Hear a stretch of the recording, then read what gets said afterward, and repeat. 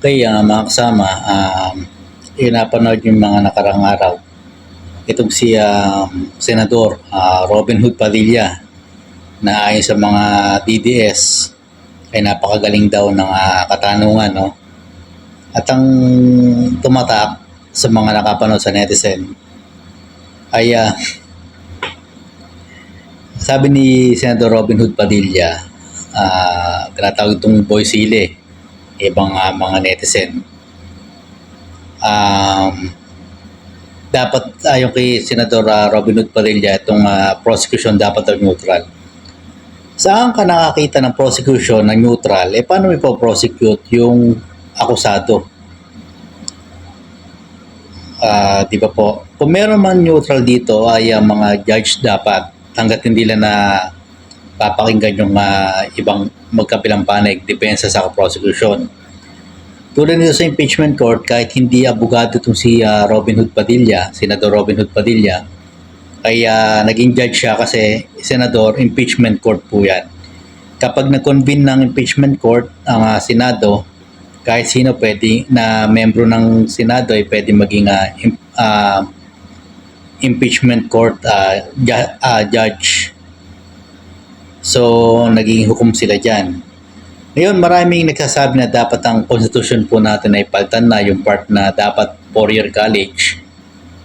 Hanggat maaari. Pagkaganto kasi, nakatulad ni Robin Hood Padilla, mamumuno.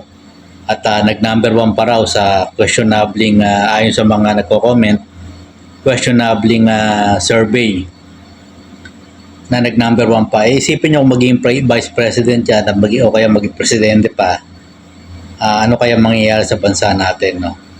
At ang nakakatawa pa dito kay Senador Robin Padilla, may pagkamayabang din at naipagtalo pa kay representative na membro ng prosecution, lead public prosecutor na si Representative Jerbil Luistro na isang abogada. At kung mapagsalita si Senator Robin Hood Padilla, alam na alam yung batas. Kung may mga nakikita kayong o naririnig sa kanyang bibig na itong si Senator Robin Padilla na mga tanong, hindi po talaga galing sa kanya yan at hindi niya kakayanin yan at hindi naman siya abogado, nanggaling po yan sa legal staff niya o kanyang sariling abogado. Hindi ako naniniwala na kaya ni Senator Robin Padilla. Ang labong kausap ni Senator Robin Padilla, dapat kung meron maging neutral katulad niya, no, na Senador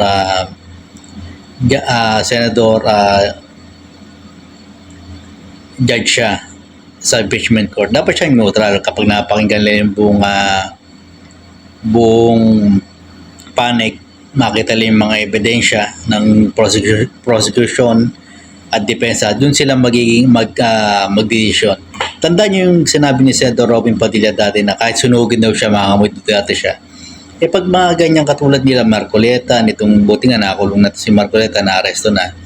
Itong katulad ni Senator Robin Padilla na magiging senator judge sa isang impeachment court. Nagsasabi sila na makaduterte sila, na sabi pa ni Senator Marcoleta, subukan daw impeach si Sara Duterte.